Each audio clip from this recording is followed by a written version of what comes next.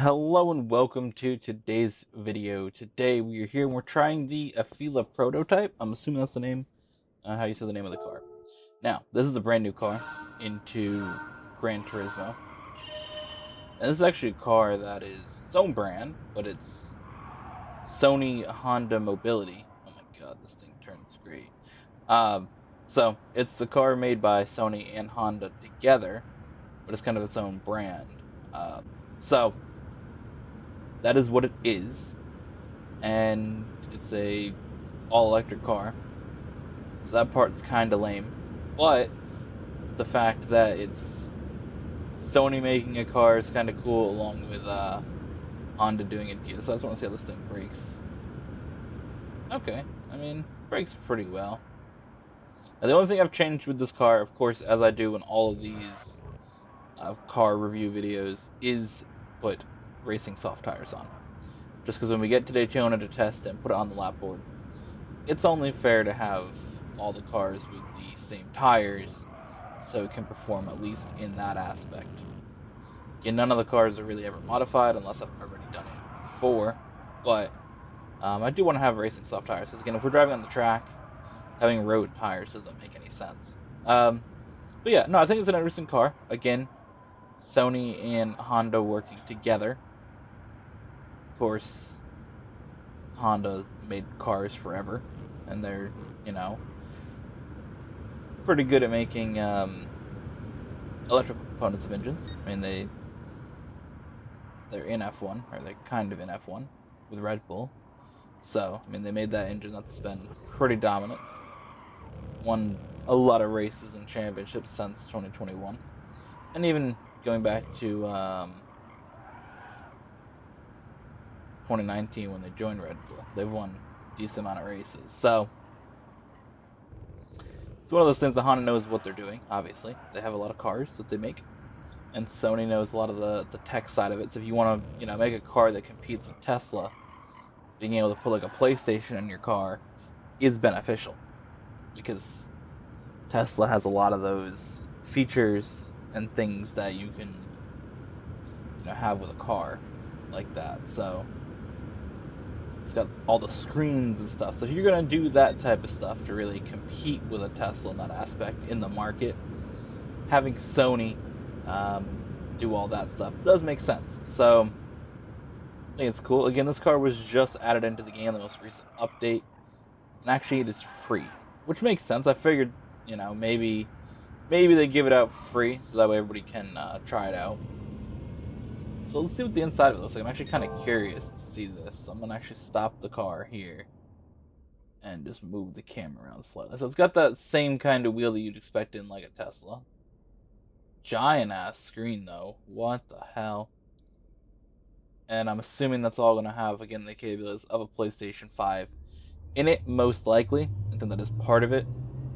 So you just be like chilling, waiting for, do whatever. You can turn it on and play some Gran Turismo.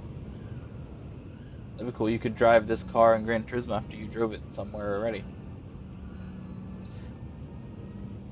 Now, obviously, it doesn't really I don't think it handles the track the best, but again, it's not meant for that. So, I don't think it's gonna set the lap time, on fire, light up the scoring sheets, but timing sheets. But oh boy, yeah, I mean, definitely struggles on turning a little bit. But that's kind of what you get with some of these electric cars. I mean, and even a hybrid. I mean, not as much, but still, you're carrying a lot of weight. And then there's a lot of the issues that you see with saying, "Oh, we're gonna race electric cars." Like, they have a lot of weight. They're not as nimble. I mean, even look at even something like F1, right? Obviously, there's other factors that lead into the current generation of Formula One cars that make them not nimble, like big ass tires. But a key component to that series having more weight in their cars, which kind of hurts the essence of what Formula One is the fact they have all the electrical components for a hybrid system. So I mean, you add that to this car, and it's just gonna be... It's not gonna handle the best. Oh my god. You're carrying a lot of weight, so it takes a while to slow down or turn or any of that stuff. So,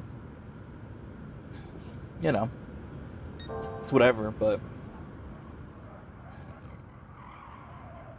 Again, on the track, it's not gonna really kill it. Now, normally we don't really talk about the looks of the car, but since this is a prototype of a car that will launch in, I don't know, a year or two, imagine, considering we're already here with the prototype design. The front of it kind of, I mean, I don't think it looks bad, to be fair. It's cool that it's actually, like, just a sedan, you know? Like, I feel like there's not many of those around, especially in America. At least a lot of car companies don't have sedan options because everybody has SUVs. I mean, every company has stopped making their sedans. Ford, Chevy, like, they still make them, they just don't have them in America. They just said, nah, we're good.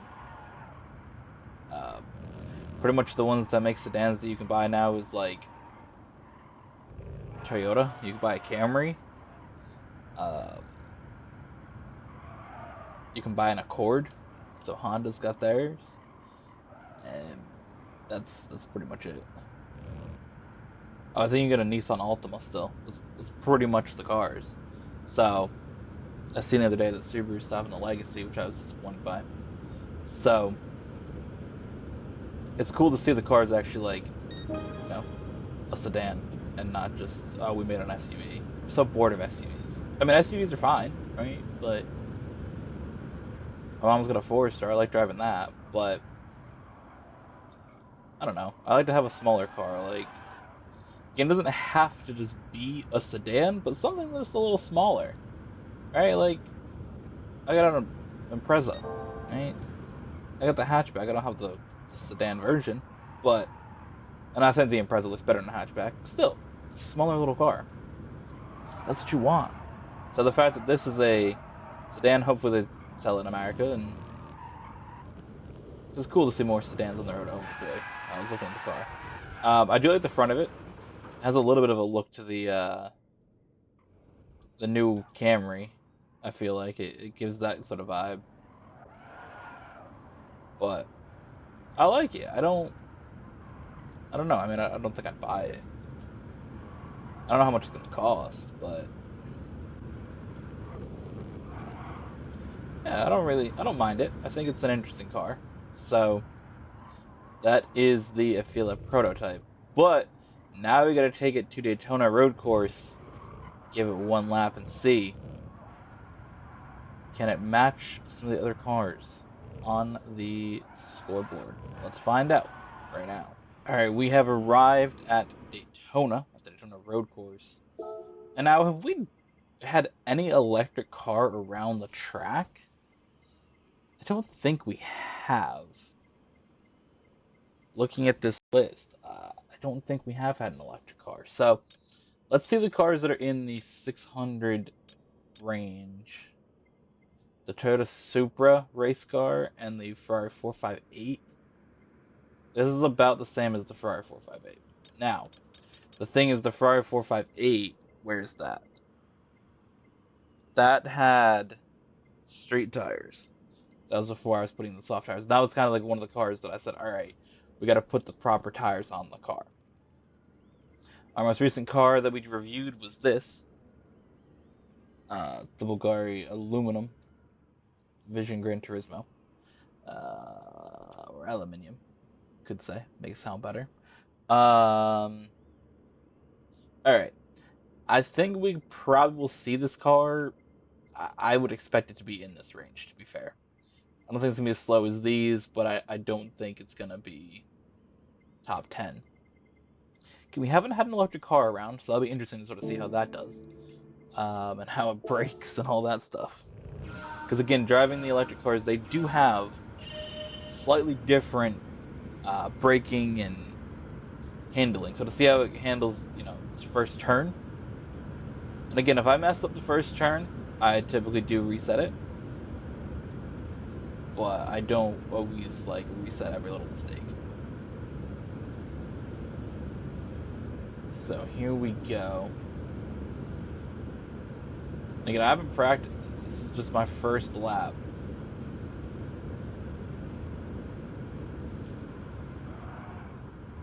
Alright, based on where I think the car should stop, that was beautiful. That was actually really, really good. I timed it perfectly.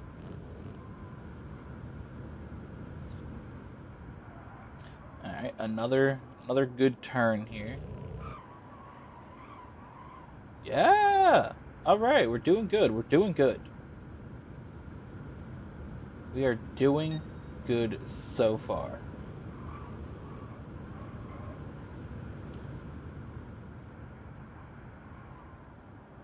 Alright, nice turn in, go over those curbs, back on the power. Now, I do think it was a smart move, again, for them to put this as a free car. That way everybody can try it. And everybody can just say, oh, I want to buy that car. It's a good marketing. I like it, Sony. I see you. Alright, back onto the banking of Daytona. 1 minute to get through the start line section all the way to the end of the infield. Again, about 150 is where we're expecting the car to be. That was about the range where I said, yeah, this car will end up.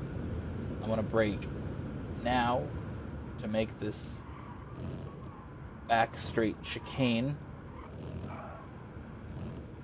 which won't be the same when they take it all the grass out of Daytona. Just won't be the same.